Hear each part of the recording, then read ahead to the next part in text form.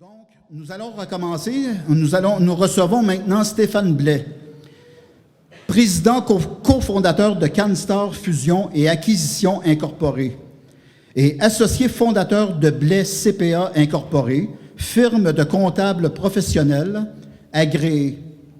Stéphane Blais est un professionnel profondément engagé dans le milieu des affaires, les milieux sociaux et de l'action politique. Fondateur du mouvement Intégrité Québec, Stéphane est d'abord et avant tout un homme de valeurs et d'action qui croit qu'on peut bâtir une société meilleure et faire de meilleures affaires si on met toujours de l'avant les valeurs liées à l'éthique, ce qui manque énormément de nos jours au sein de la politique et de plusieurs organisations dans la société. Ce n'est pas un hasard si chez Canstar Fusion et Acquisition, les 4 piliers de la réussite se fondent sur l'intégrité, la collaboration, la compétence et la passion. Conjoint de fait et père de 4 enfants, Stéphane a un fort sens de la famille et comme dans une famille, il a toujours eu comme désir constant de voir tous les intervenants sur une transaction y trouver leur compte, leur bonheur. Fervent partisan de la formule gagnant-gagnant. La transparence totale, l'altruisme, l'intégrité et le courage sont des sujets de prédilection. Vous voulez susciter une envolée passionnée, aborder un des sujets de prédilection. Comptant 13 années d'expérience en fusion et acquisition d'entreprises et ayant travaillé pour des cabinets d'envergure internationale avant de se lancer en affaires en 2003, il considère la fusion et acquisition comme son art premier.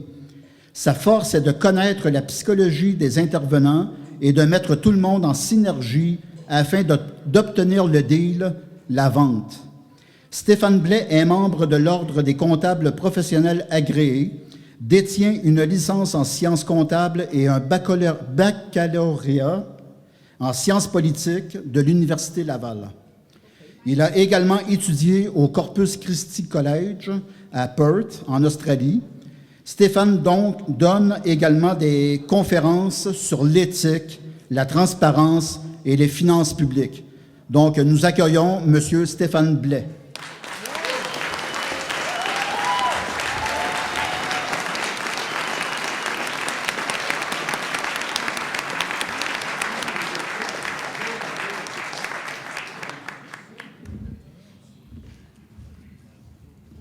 Pas sûr que c'est le bon gars qui est ici.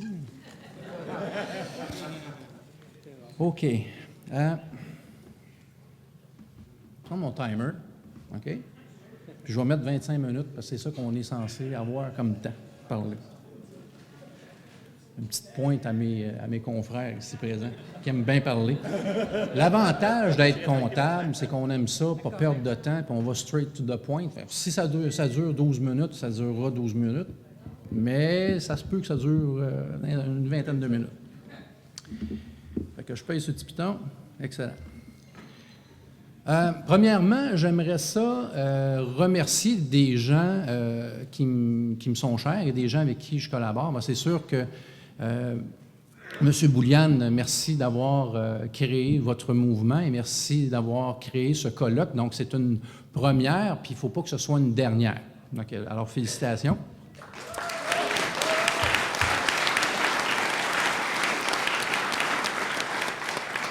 Il y a une personne ici que j'adore, Sophie Robichaud. Je l'adore. OK? Ouais.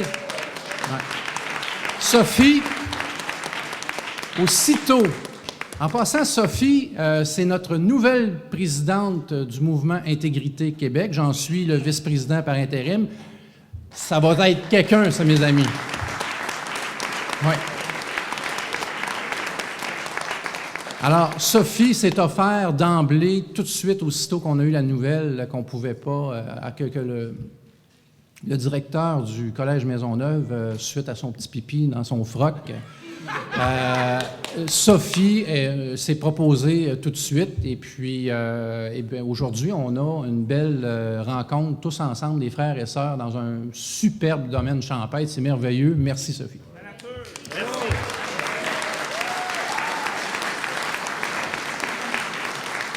Merci. Je remercie M. Noël de nous prêter son équipement qui a coûté 2000 $. Puis il a dit, ben, on va vous prêter ça. Quand vous voulez faire des conférences, c'est gratuit. C'est le Parti Unité Nationale qui a acheté ça, mais c'est fourni gratuitement pour ceux qui vont faire des conférences du genre. Donc, merci. J'aimerais ça remercier Francine, la conjointe de Guy, qui n'a pas été remerciée, puis avec qui j'ai travaillé à faire de l'ouvrage. Félicitations, Francine. Hey! Vous savez que Dorimène Desjardins, on l'oublie, hein, c'était la femme d'Alphonse, puis elle n'a jamais été citée. Dorimène, elle faisait pas mal tout l'ouvrage pendant qu'Alphonse était parti à Toronto. OK? Fait que c'est la même chose pour Francine. Elle en a fait de l'ouvrage, puis on s'est parlé au téléphone, on a trouvé le food truck. En tout cas, bref, on a fait plein de choses.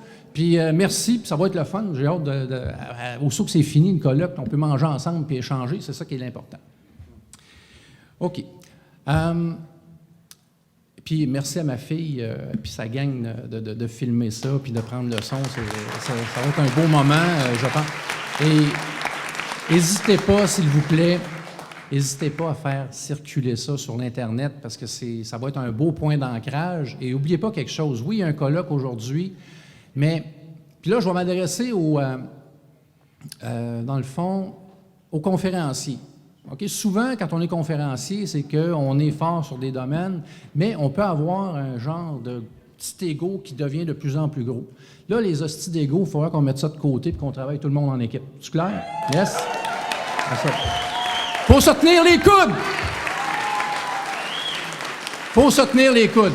Et tous ceux qui sont ici, bien, vous êtes dans l'action, les amis. Vous êtes ici. Vous n'êtes pas juste des keyboard warriors qui veulent changer le monde et qui donnent des recommandations. Vous êtes présents et vous avez même fait face à l'adversité. Puisqu'il y avait quand même des risques. Et Sophie pourra vous en parler, des risques. OK? C'est une femme qui est courageuse, Sophie. C'est pour ça qu'elle est présidente du Mouvement Intégrité Québec. OK? Bon. Là, je vais essayer de ne pas trop buster. Je vais essayer de faire ça vite. J'espère que vous allez...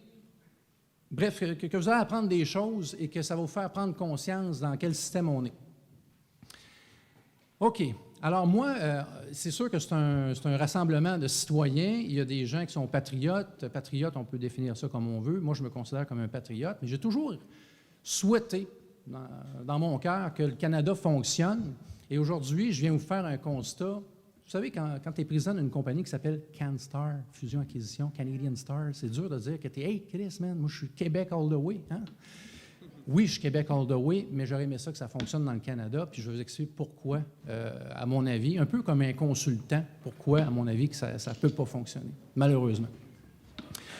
Alors, je vais commencer mon introduction par... J'ai improvisé un petit peu, là, mais je vais y aller tout de suite avec mon préambule. Dans le fond, le pouvoir, là, c'est pas l'État qui le détient, c'est vous autres. OK? Naturellement, là, un être humain détient son pouvoir. OK? Puis, il le lègue par en haut à des instances qu'on appelle l'État. OK? Alors, pour moi, un citoyen, OK, c'est un homme et une femme, ou plusieurs genres, en tout cas, bref. C'est très mêlant, je n'étais pas capable de suivre là-dessus. Oui, un être humain. Ça, c'est-tu correct, un être humain? Hein? Oui, c'est ça. Okay. Tant qu'on est des êtres humains, c'est correct. Il y a des genres maintenant animaux. Oh là là! OK, on n'ira pas là. OK. Alors, un homme, une femme, ou un transgenre, ou un humain, OK? De toute origine, c'est filmé, OK? Qui a le droit à la vie, à la liberté, mais qui a aussi le devoir, lorsque c'est jugé important, de voter par référendum sur des enjeux sociaux, politiques, économiques, afin d'améliorer le bien commun. OK? C'est à nous, ciboires, de déterminer qu'est-ce qui est le bien commun. Ce n'est pas à la classe politique carriériste. C'est à vous autres. Comprenez-le. Comprenez-le, c'est très, très important, ça. À partir de ça, c'est sûr qu'on est minoritaire présentement, mais ça va faire son œuvre, puis à un moment donné, on va se serrer les coudes, et, oups, une fois qu'on se mobilise pacifiquement, on peut bloquer un gouvernement corrompu, comme on a présentement à Québec et à Ottawa. OK? Donc, je vais vous parler un petit peu de concept de responsabilité individuelle, parce que c'est sûr que j'entends souvent « Ah, le gouvernement. » Oui, le gouvernement. Il faut se transformer dans la vie en leader personnel. C'est quoi un leader personnel? C'est pas quelqu'un qui dit « Hey man, c'est ça que tu vas faire, OK, parce que je suis ton boss de bécasse. » C'est pas ça, là. Un leader, c'est que tu assumes, OK, que tu es responsable de tout ce qui t'entoure. Tu en prends pleinement la responsabilité. Même si c'est l'autre à côté qui l'a fait, ciboire, prends-en la responsabilité, puis on se prend en main, mais on dit « Si tu as fait ça, mon homme, ben moi, je vais réparer le pot cassé, puis on jeter à l'œil. OK? » Donc, c'est ça la responsabilité individuelle, au lieu de jeter le dévolu sur celui qui est à côté de toi. Assume les conséquences, puis si on fait tout ça ensemble, ben à un moment donné, vous allez voir qu'on va avoir le vrai pouvoir. C'est ce que je pense. Je vais vous nommer les 7 qualités d'un grand leader. Moi, il y a un gars qui m'a marqué dans la vie, il s'appelle Anthony Robbins. J'avais 17 ans, c'était en 88, 18 ans. Donc, je revenais d'Australie, j'ai fait un beau petit voyage là-bas, j'étais allé à l'école là-bas, c'était bien le fun, mais je suis revenu. Puis là, à un moment donné, j'ai écouté Robert Guy Scully, qui invitait des gens qui venaient pas du Québec. Ça n'arrivait jamais là, en 1988. On voyait juste tout le temps le même monde. On le voit encore, pas mal toujours le même monde à la télévision, mais à cette époque-là, c'était quelque chose d'extraordinaire. Alors, Anthony Robbins, il a marqué ma vie, moi, parce qu'il a dit, dans la vie, un vrai leader, ça a 7 qualités, puis je vais vous les nommer. OK? Et à partir de ça, moi, depuis l'âge de 18 ans, je fais toujours mon checklist avec 7 points. Ça ne sert à rien de lire tout le livre puis d'essayer de le comprendre. 7 points, j'applique ça, puis ça fonctionne. OK? Puis si je vous en parle, c'est que collectivement, il faut l'appliquer dans notre vie collective aussi. On a une vie individuelle, on a une vie de famille, on a une vie de travail, mais si boire, on a une vie collective. Oubliez-le pas. OK? Donc, la passion. OK? Dans la vie, là, un vrai leader, ça a une passion. Si vous êtes ici, c'est parce que vous avez une passion de votre société. OK? C'est déjà très, très bien. Le leader a des convictions profondes. Je suis certain que ceux qui sont ici ont des convictions profondes. Ils ont la passion, puis ils ont les convictions profondes. La clarté des valeurs. C'est quoi vos valeurs? Vous n'êtes certainement pas une gang de crosseurs comme on a au gouvernement. OK? Donc, vous avez des valeurs, puis vous êtes ici aujourd'hui parce que vous avez des valeurs qui sont claires. OK? Et le leader doit être quand même en mesure de se communiquer clairement à lui ce qu'il veut pour bien le communiquer aux autres. Donc, la clarté de la communication, c'est une autre qualité du leader individuel que vous pouvez être ou que vous êtes déjà. Le networking. Qu'est-ce qui se passe aujourd'hui? Le networking, c'est la facilité de se lier aux autres. OK? Donc, ici, aujourd'hui, si vous écoutez le discours puis vous sacrez votre camp chez vous, essayez de créer des liens parce qu'il faut se tenir. Il faut se tenir, il faut échanger. Donc, le networking, c'est une clé du succès. Il faut être stratégique aussi. Vous savez, si on n'a aucune stratégie, si on n'a aucun plan de match, on fait juste virer en rond. Donc, on est ici, il va y avoir il y a eu d'excellents discours, puis il y a d'excellents discours à venir, mais à partir de ça, il faut appliquer des solutions, il faut être stratégique dans notre façon de les appliquer pour, justement, à un moment donné, récupérer notre pouvoir. Et la dernière qualité du leader, c'est d'être dans l'action. Okay? Vous êtes dans l'action, vous êtes ici, vous êtes dans l'action, puis je vous félicite encore. Alors, à partir de ça, le préambule étant établi, je vais regarder le temps qui me reste. Il me reste 15 minutes. Bon, ça se peut que je déborde peut-être de 3 ou 4 minutes. OK, parce que les autres n'ont eu plus que moi quand même. OK? OK. OK. Alors, je vous expliquais tantôt qu'il y a 3 éléments fondamentaux qui, pour moi, font en sorte que, malheureusement, il faut sortir du Canada. Il faut aller chercher notre souveraineté individuelle. Et cette souveraineté individuelle-là, en abolissant un palier de gouvernement en haut, on va se ramasser au Québec. OK? Puis probablement que dans le Québec de demain, on va se poser la question, est-ce qu'on veut donner le pouvoir à la base et le remonter vers le haut, un petit peu comme en Suisse peut-être, ou si on va avoir le même modèle parlementaire dans lequel on va élire un dictateur lorsqu'il va avoir la majorité en chambre avec une gang de yes men, yes women en arrière et peut-être de transgenres aussi. Hein? Donc, à un moment donné, c'est pas normal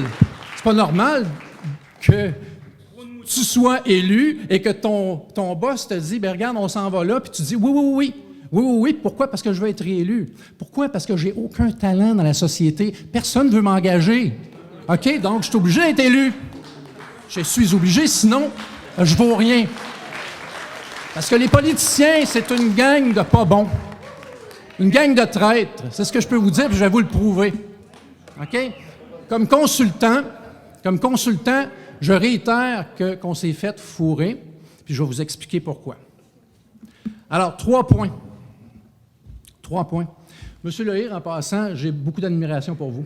Oui, parce que là, il s'est amusé pas mal. Là. Okay. Dénoncer les démarrais, c'est déjà, il faut avoir du front tout autour de la tête. C'est pas invendu, puis bienvenue dans le club de ceux qui défendent les citoyens. Vous êtes un de mes modèles, mon cher. Et vous vous sentiez pas visé parce que vous savez qui vous êtes, parce que vous êtes un leader. Et sachez que vous êtes un modèle pour bien des gens. Vous dites la vérité, puis ça fait du bien de voir que les gens... Oui.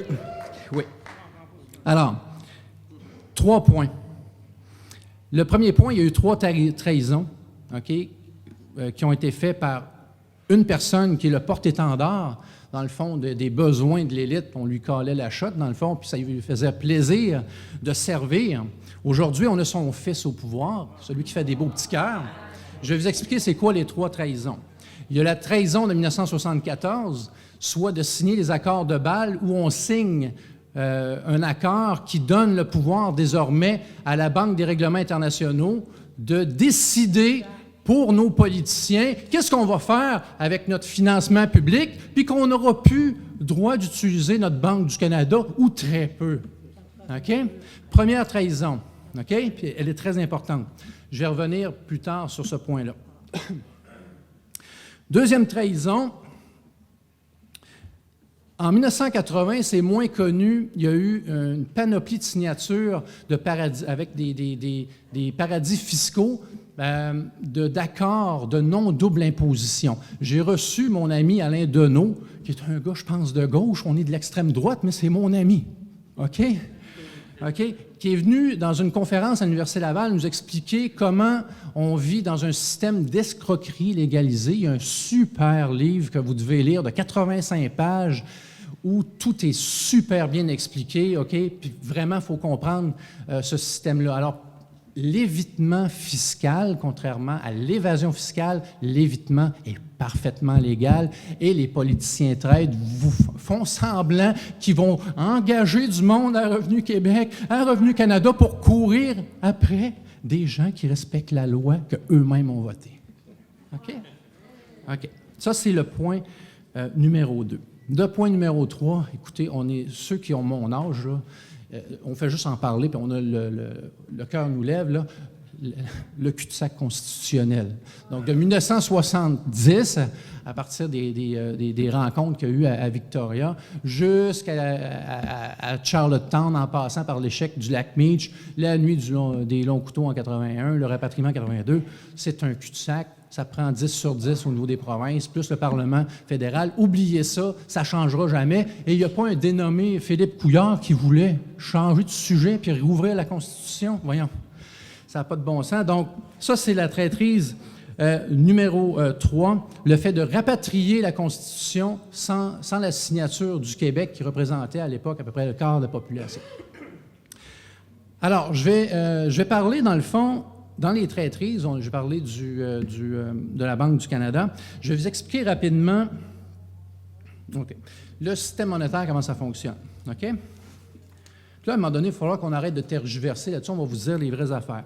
Jim Stanford, OK? Ça, c'est un économiste canadien réputé qui écrit dans le Globe and Mail, qui a écrit un super bon petit livre, petit cours d'autodéfense en économie. Allez lire à la page 351, voici qu'est-ce qui est dit.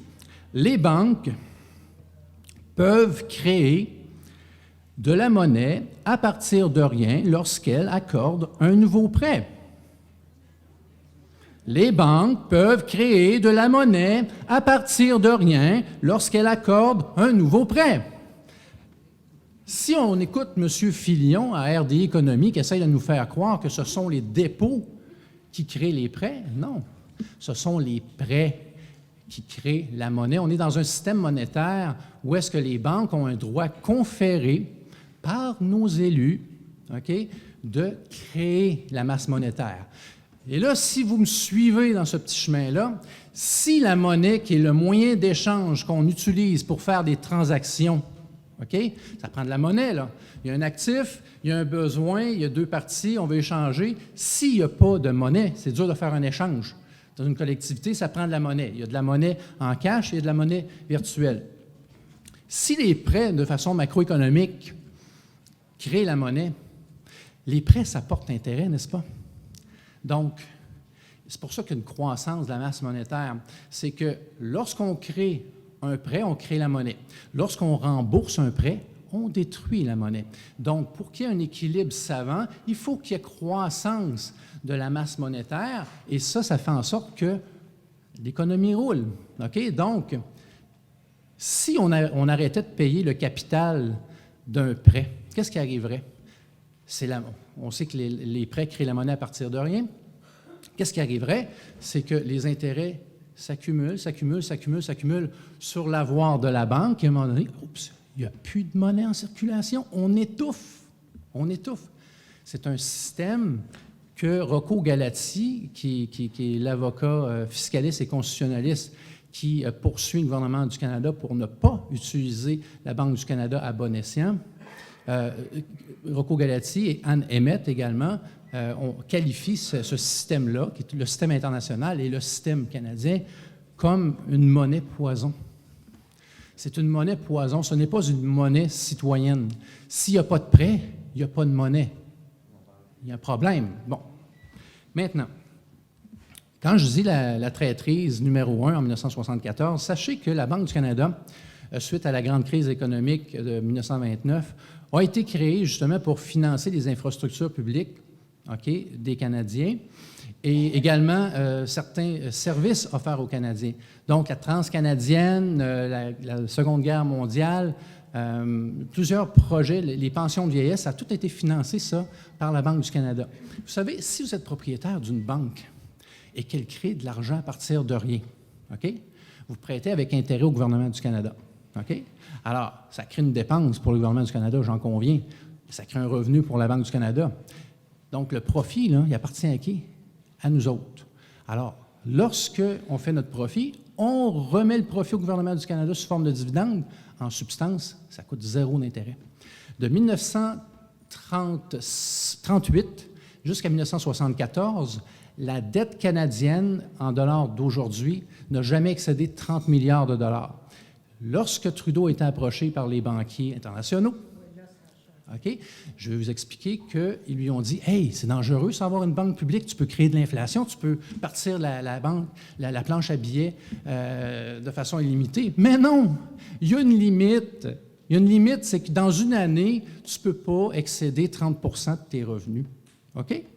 Puis il y a des règles de remboursement qui sont établies avec dans le fond, ceux qui empruntent. Donc, le gouvernement peut emprunter, mais dans la loi, également, les provinces et les municipalités peuvent emprunter.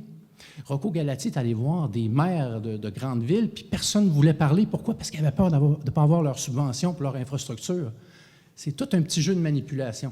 Donc, de 1938 jusqu'à 1974, une dette, dans le fond, qui était plafonnée totale à 30 milliards de dollars, et à partir de ce moment-là, avec les accords de Bâle, 10 ans plus tard, on était à 600 milliards.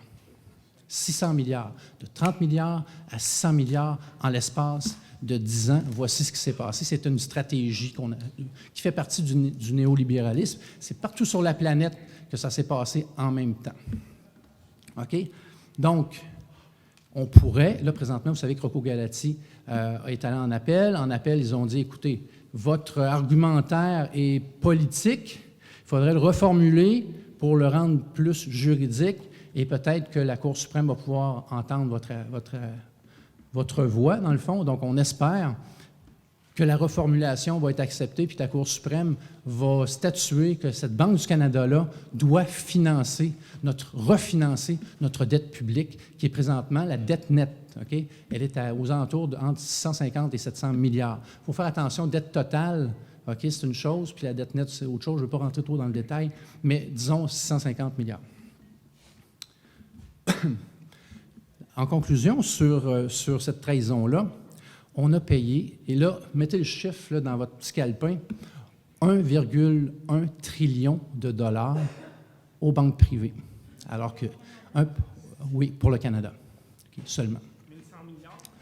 C'est 1100 milliards de payés en intérêts aux banques privées. Le solde de la dette nette actuellement est de 650 milliards, ce qui veut dire que si on avait utilisé notre Banque du Canada avec les mêmes services, toutes choses étant égales par ailleurs, qu'est-ce qu'on aurait? Un excédent, mes amis. Et cet excédent-là, on aurait crié, on aurait dit « Hey, il y a un excédent, baisse mes impôts. » Le but d'un État, c'est pas de faire des profits. OK? Et je vais rajouter le deuxième point. Là, OK, marquez ça dans votre calepin. 1,1 trillion, ça vient de Rocco Galati et de Anne Emmett. OK? 1,1 trillion, c'est de l'argent. En fait, c'est 1100 milliards. OK? Comptez jusqu'à 1100, là, à chaque fois que vous dites 1000, OK? C'est 1 milliard de dollars. C'est tout votre argent, ça, OK? Qui est mis dans les coffres des banquiers privés. OK? C'est de l'argent. Pardon? Bien, effectivement, on va interagir, les amis, un petit peu plus tard, là, juste pour... mais ça, on a une belle, beau 2 heures d'interaction qu'on va avoir plus tard. Deuxième trahison. 1980, Pierre Elliott revient après un petit intermède d'à peu près 6 mois. Joe Clark avait été élu, puis il revient au pouvoir. Bien là, on va rendre service à l'élite. Il signe des accords avec les paradis fiscaux, les Caraïbes, et entre autres, le lieu de prédilection pour les Canadiens préférés, les entreprises multinationales canadiennes préférées, c'est la Barbade. Saviez-vous que la Barbade, c'est le 2e partenaire financier, OK, du Canada après les États-Unis? OK? Bon, alors, savez-vous comment ça fonctionne? Je vais vous expliquer comment ça fonctionne, un paradis fiscal. Il y a une loi qui dit que si tu as une multinationale, tu as le droit d'avoir des filiales partout dans le monde, right? Si tu as une entreprise, dans le fond, une filiale, là, c'est une entreprise qui t'appartient, OK, des actions d'une entreprise qui t'appartient, et là, tu t'adonnes que tu as choisi la Barbade pour détenir tes droits, OK, tes droits de marque de commerce. Prenons une chaîne de resto rapide, dont je nommerai pas le nom, dont le siège social serait au Canada. OK? On vend des hamburgers, il y a des noms, ces hamburgers-là, des petits Papa Burger, des petits, des Mononcle Burger et compagnie, là. OK? Bon. Alors, petit Mononcle Burger, puis petit Cousin Burger, OK? Eux autres, bien, ça coûte de l'argent. Parce que quand tu manges ça, là, tu viens d'utiliser un droit, OK? Donc là, la filiale, ils ont des calculs, ils checkent le nombre d'hamburgers que tu as vendus dans l'année, OK? Puis là, le comptable, la façon qu'il vient voir le boss, puis le conseil d'administration, il dit, écoute, cette année, on fait 1 milliard de profit. OK, 1 milliard de profit. Oui, mais attends un petit peu, ton milliard de profit, as-tu calculé les droits que ça coûte? Oh, c'est vrai, parfait. On va demander à la filiale de nous envoyer une facture. Puis la facture, ça donne que c'est 1 milliard d'utilisation, OK, pour les droits. 1 milliard de profit moins 1 milliard de dépenses supplémentaires, ça fait 0. 0 fois le taux d'imposition, ça donne combien en argent, ça? 0. Alors là, on vient de transférer 1 milliard à la Barbade. Écoutez bien comment ça fonctionne. La Barbade, le taux d'imposition, c'est 0,25 %. On paye les impôts, right? Mais là, M. Trudeau, oh, c'est déjà fini. C'est fini.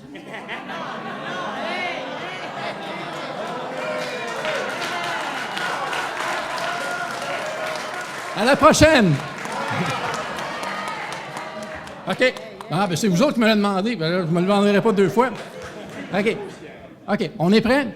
Alors, on est à la Barbade. Donc là, c'est comme to be continued. Là, on est la semaine d'après. Là, ça continue, l'émission continue. OK? Ben, je me souviens, quand j'écoutais l'homme bionique, la femme bionique, c'est marqué to be continued. Je ne savais pas ce que ça voulait dire, mais j'avais hâte d'en assister la semaine d'après. OK? Là, on est rendu là. On est à la semaine d'après. OK? Alors là, je suis à la Barbade, je paye 0,25 %. Là, il y a Gabriel Sainte-Marie, qui est un député honnête du Bloc québécois à Ottawa, qui revient toujours à la charge avec les paradis fiscaux. Il sait que c'est une escroquerie légalisée qui a été votée par le Parlement. Et là, Trudeau, « Ah, non, on ne touche pas à ça. » Et pas juste Trudeau, les conservateurs aussi, même le NPD. OK? C'est fun, hein? Ils ont tous voté contre. OK? Sauf le Bloc québécois. Bon. Puis tu sais, comme partisan du Canada, ben, je suis obligé de dire que le Bloc québécois fait une job quand même très décente. Donc, je tiens à les féliciter là-dessus.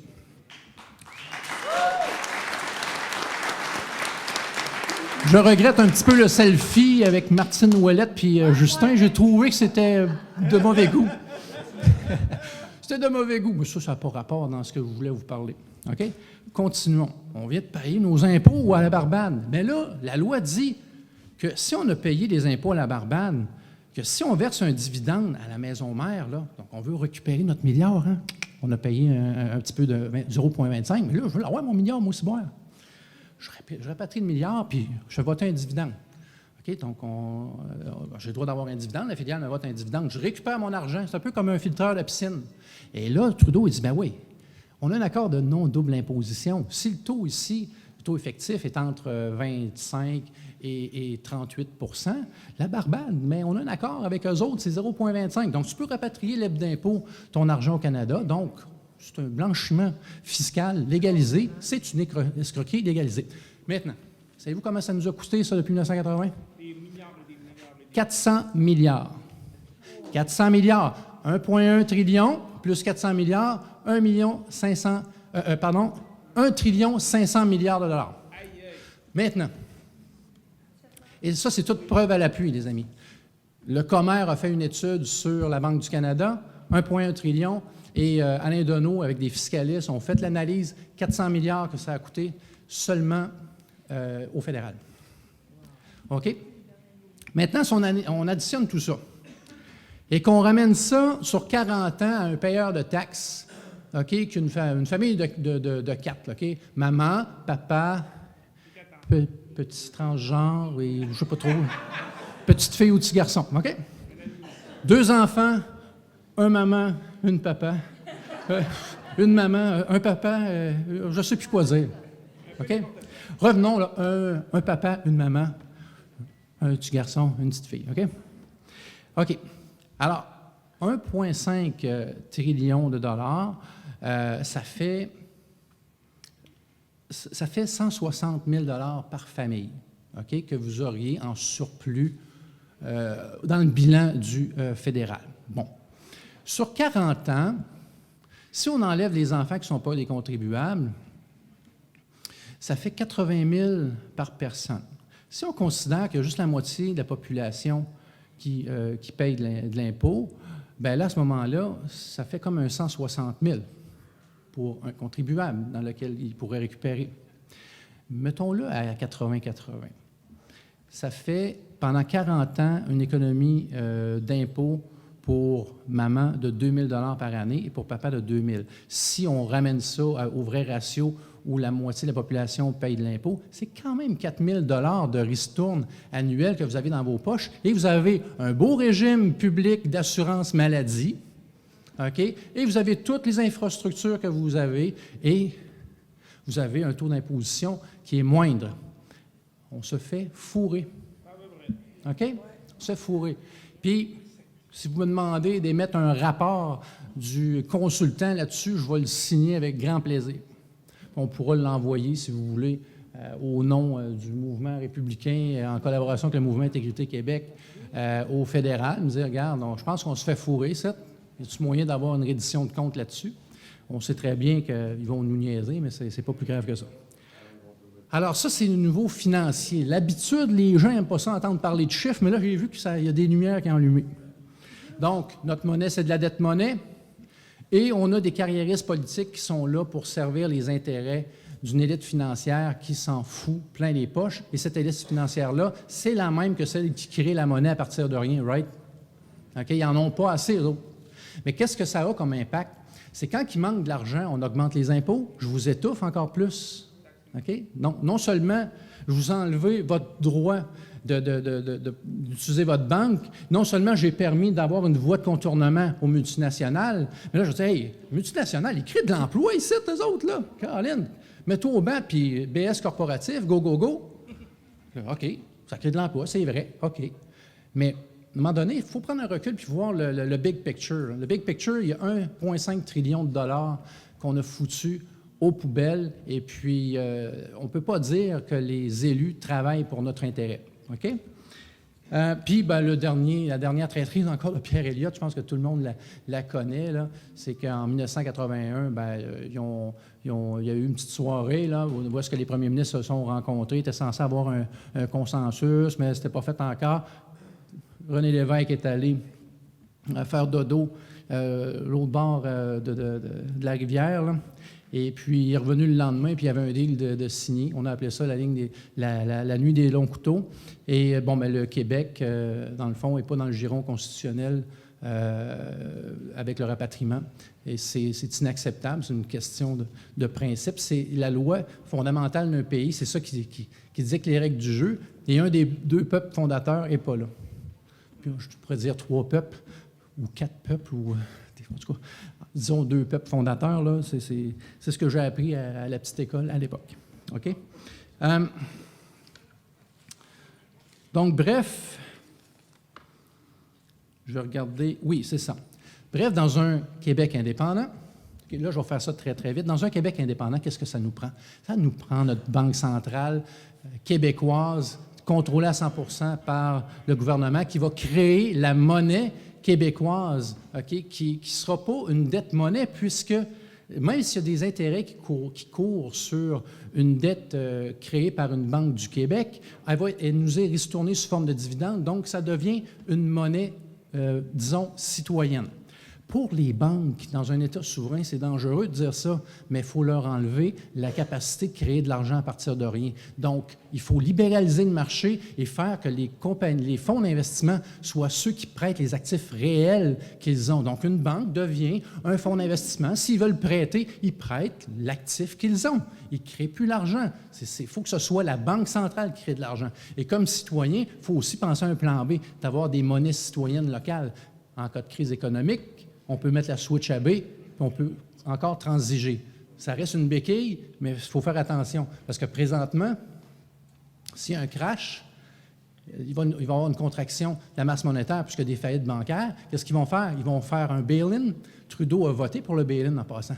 C'est qu'ils vont vous saisir vos comptes de banque, si ça arrive. Puis là, vous allez dire, « Hey, mon compte de banque, mais tu es un créancier, c'est marqué dans la loi. » Parce que ton compte de dépôt, tu es un créancier pour la banque, il a le droit de le saisir si jamais il arrive un événement plus catastrophique que ce qui est arrivé avec la crise de 2008 aux États-Unis. Ça a été signé, le bail-in, par notre ami Trudeau. C'est sûr que Justin aimerait ça suivre les pas de papa. Hein? Donc, moi, je veux dire, au niveau d'un compte bancaire, c'est peut-être un peu plus safe d'avoir ça dans un compte de Case Pop. Parce que ça nous appartient à 7 millions de membres. C'est peut-être une petite recommandation à envisager éventuellement. Donc, je conclus là-dessus. Là, j'ai dépassé pas mal. Ça nous prend des outils de démocratie directe, OK? Dans un futur Québec souverain, OK? Il faut que le peuple ait un pouvoir de rappel de ses députés incompétents et corrompus. Première étape, procédure, tu es un député, tu as bien beau être le premier ministre, tu restes un député, on te rappelle si tu es incompétent. Ensuite de ça, une pétition sur des enjeux importants, ça déclenche automatiquement avec un nombre déterminé un référendum sur tout sujet.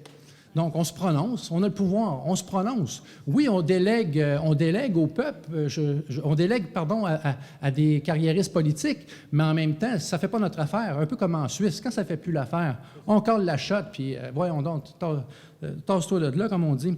Ensuite de ça, un Parlement bicaméral, ça serait intéressant de l'envisager, c'est-à-dire avoir une Chambre basse et un Sénat. Le Sénat, là, il y a un dénommé Étienne Chouard là, qui parlait de tirage au sort. Imaginez-vous, si on choisissait parmi la population un nombre de personnes, de sénateurs, qui diraient « Hey, mais moi, je suis un comptable, là, je ne me tente pas d'aller... Tu vas servir ton pays. » Okay, tu es comme un juré pendant 4 ans, puis on va regarder comment tu fais par année, puis c'est ça qu'on va te donner comme salaire, mon homme. Puis si tu es quelqu'un qui vit pauvrement, bien là, tu es chanceux. Au lieu de faire 25 000 par année, tu fais le salaire de base de 70 000, mais tu es là pour servir pendant 4 ans, puis après ça, on va te libérer de tes fonctions. Fait qu'imaginez-vous le chien de garde que la Chambre basse aurait en haut. Okay? Tous des citoyens qui ne veulent pas faire carrière, eux autres, ils veulent juste rendre service parce qu'ils sont obligés de le rendre, le service. Donc, ça pourrait être quelque chose d'intéressant à envisager. Et il me restait un point.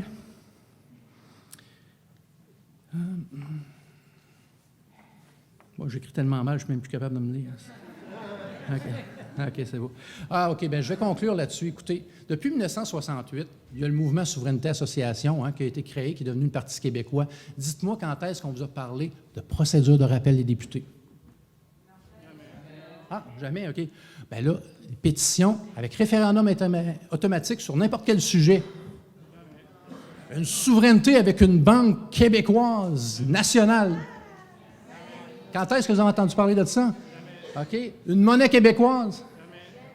On voulait faire une souveraineté politique, mais dépendre des politiques monétaires d'un pays étranger. C'est fondamental d'arrimer sa politique monétaire avec les taux d'intérêt, avec la masse monétaire qui est créée par une banque centrale. Tu n'es pas souverain. Il y a un dénommé Mayer Amschel Rothschild, fondateur de la dynastie Rothschild, qui a dit « Donnez-moi le pouvoir monétaire, peu importe qui fait les lois. » OK? Et ça, je vais conclure là-dessus.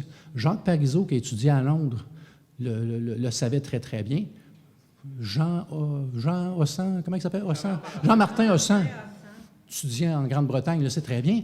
Alexandre Cloutier, qui étudiait à Londres, il sait très bien. Véronique Yvon, qui étudie au London School of Economics, le sait très bien. Et le petit nouveau que la bourse Cecil Rhodes, Bureau Blouin, c'est votre futur premier ministre, sacrément. Puis ce qu'il va faire, il va dire « Hey, c'est la Banque du Canada et l'argent canadien qu'il faut utiliser. » OK? Il faut se réveiller, là. OK? Bourassa, ça a étudié à Londres. L'autre, là, comment il s'appelle? Daniel Johnson, qui conseille présentement Philippe Couillard, qui fait ça avec. Ça a étudié à Londres aussi. C'est tous des Londoniens, sacrément. OK? À un moment donné, il faut se réveiller. Réveillez-vous. Tu sais, je ne veux pas faire un péché mortel, OK? Je vais en faire un pareil, je vais conclure là-dessus. René Lévesque, il travaillait à BBC, puis il a déjà dit « God save the Queen », puis il était bien content. Allez voir les archives, OK? Fait que je veux arrêter de faire confiance aveuglément. Il faut faire confiance, on n'a pas le choix, mais restez toujours l'esprit critique. Soyez vigilants, parce qu'il y a des bonnes personnes, il y a des gens qui sont innocents, qui ne savent pas, il y a des gens qui sont intelligents puis qui sont de mauvaise foi. Il faut faire la part des choses. C'est juste ça. Fait que, écoutez, merci de m'avoir écouté, j'ai dépassé largement. On lâche pas! On lâche pas!